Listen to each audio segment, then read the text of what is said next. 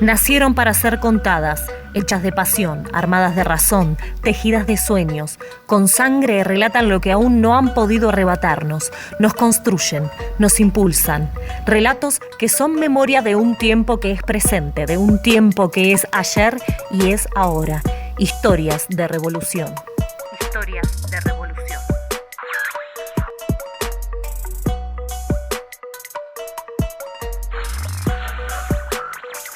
Episodio 2.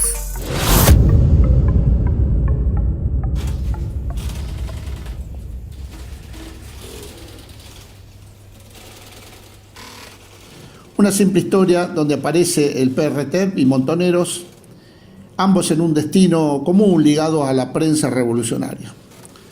A propósito de la prensa del PRT, nadie duda de la gran eficacia que siempre tuvo, al punto que el propio Rodolfo Walsh, un alto oficial montonero y jefe de la inteligencia montonera, planteaba en sus comunicaciones a la Conducción Nacional que la prensa del PRT es mucho más eficiente que la nuestra, y también dice que llegaba mejor y más puntual a las fábricas que nuestra prensa. Pero esta historia nace como consecuencia que después de más de 10 años de arduo trabajo, se pudo recuperar en Córdoba el local donde funcionó la prensa nacional del PRT.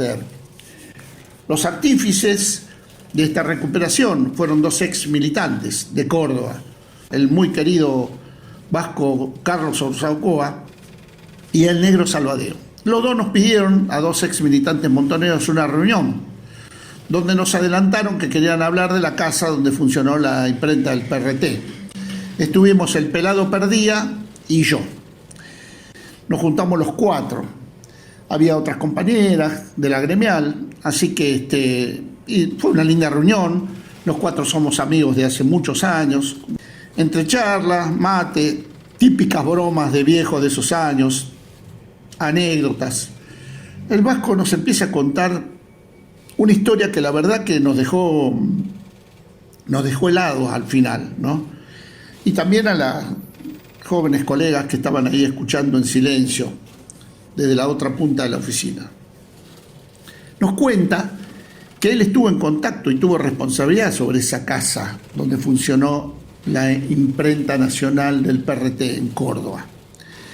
Nos dice que en algún momento Montoneros había solicitado al PRT una reunión oficial de asesoramiento sobre el tema de imprenta. Esto uno lo cuenta hoy, es increíble, ¿no? La imprenta PRT era mucho más exquisita que la imprenta montonera. Y por lo tanto, los montoneros les solicitan al PRT una reunión para que el PRT los asesore para tener una imprenta similar. Y el PRT accede. Nos comenta que se fija una cita en Córdoba, donde Montoneros había adelantado que mandaría un oficial con altas responsabilidades en la prensa. Se estipula una cita con los recaudos de esos años, donde además un error o una impuntualidad podía costar la vida a todos. Nos cuenta el vasco que va él mismo a la cita. Y ahí aparece, dice el vasco, galante como es siempre él, nos dice, aparece una joven y muy linda compañera, montonera. Dice que la suben a un vehículo y que por respecto al rango de la compañera le pedimos que no se tabique. Pero nos cuenta que la compañera se tabica igual, por propia voluntad. Para los que no saben, tabicar significa cerrar los ojos o agachar la cabeza para no conocer el recorrido o el destino final de donde se va, ante la posibilidad de que alguna vez, si se cae detenido, no tenga que cantar la casa en la tortura. Cuentan entonces que llegan a la casa de la imprenta, esta casa que ahora es recuperada, y que efectivamente estamos hablando de una obra de arte de ingeniería revolucionaria, impresionante, avanzada para su época, dotada de todas las modernas máquinas alemanas. Era una cosa impresionante. Nos cuenta que un colaborador del PRT Estuvo 4 o 5 meses trabajando en el lugar, porque además las máquinas había que desarmarlas y armarlas todas en el sótano. Y que había que ponerlas en funcionamiento. Este compañero era un eximio imprentero y hace este trabajo.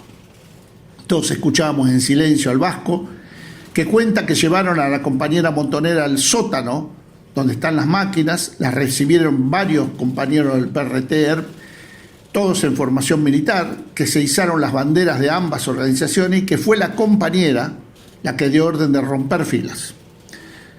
El Vasco emocionado, la verdad que nos extrañó en principio por qué el Vasco empezaba a emocionarse. Nos dijo que los especialistas de prensa del PRT trabajaron todo ese día y la noche con la compañera sobre cuestiones de prensa, asesorándola, que la compañera tomó nota y la retiraron del lugar al día siguiente. Nos dice que la compañera llegó desarmada, pero que había una custodia armada para el caso de una emergencia. El Vasco, y ahí sí se quiebra, pide un vaso de agua, lo vemos tartamudear un poco, la verdad que lo vimos muy emocionado, ¿no? Y ahí nos empieza a contar quién era esa linda y joven compañera montonera a cargo de las responsabilidades de la prensa nacional de Montoneros. Nos cuenta que se enteró mucho después, por las fotos en los diarios, cuando cayó en combate esa compañera, aquel terrible combate y heroico de la calle Corro en la capital. Nos dice el Vasco que se enteró quién era cuando vio las fotos de Vicky Walsh, la hija del gran Rodolfo, y que luego le confirmaron que efectivamente de ella se trataba. Cuando vio la foto la reconoció, era la misma compañera, que efectivamente era responsable de prensa.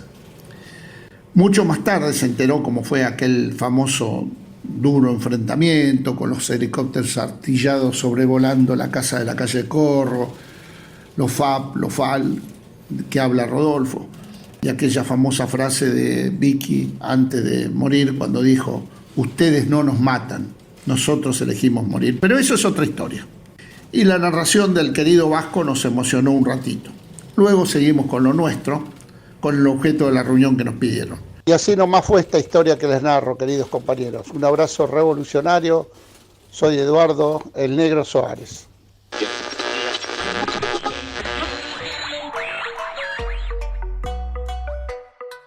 Historias de revolución. Material producido por Fogoneros.